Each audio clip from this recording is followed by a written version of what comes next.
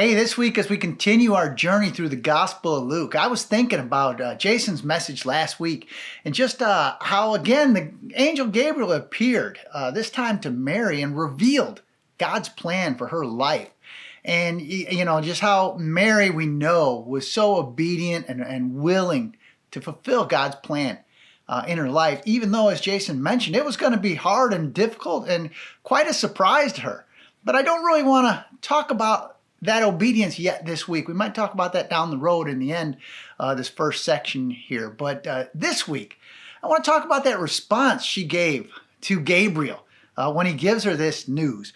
And it's in verse 34, a very short little verse. And it just says, Mary asked the angel, "But how can this happen? I'm a virgin." And that made me think right back to what we talked about a few weeks ago, right? Zechariah. He asked a similar question when Gabriel gave him the news about his wife's pregnancy. And he ended up not being able to talk until the baby was born. But I think the difference here lies in the details, and it's important to talk about that when Zechariah asked that question, he phrased it just a little differently. He said, "How can I be sure this will happen?" And looking at different translations, it all comes out pretty much the same. Basically, what Zechariah was doing was doubting God was going to do what he said he's going to do. And as we know, man, God loves us so much and he promises us all these things. And we need that confidence that he's always going to come through on his promise. And Zechariah was just doubting that was even going to happen. He's like, "This is the craziest thing I've ever heard. How can I be sure it's going to happen?" Where Mary, she was saying it different. She says, "But how can this happen?" Mary was coming with an attitude to God of instruction, not really contempt. She's saying, "Hey, that's great, that's your plan, but how can I be a part of this? How can I make that plan come true? What do you need from me?"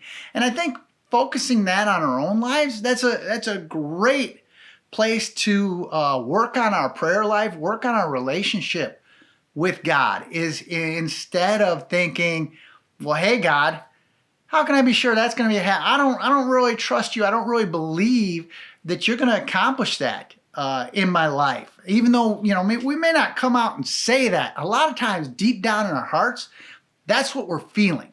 But then, maybe we should shift and think of Mary and just how she was ready, willing, and able to do whatever God wanted her to. And she's saying, "God, tell me more. What can I do to help you accomplish your work in this world?" And her servant attitude just comes through in this question. And man, it's just such a little, tiny difference. But what we say reveals what's in our heart. And the fact that Zechariah really didn't have that trust factor, even though, as we talked about, he was a great servant. He was going through the motions of his faith, doing everything he could do properly. But when push came to shove, he didn't really have that depth of trust in his relationship with the Lord that Mary did.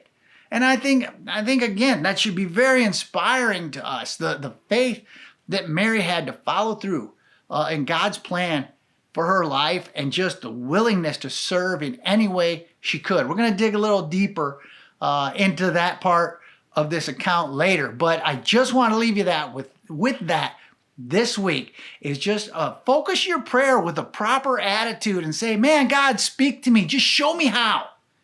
We'll catch you next week on Wednesday Wisdom.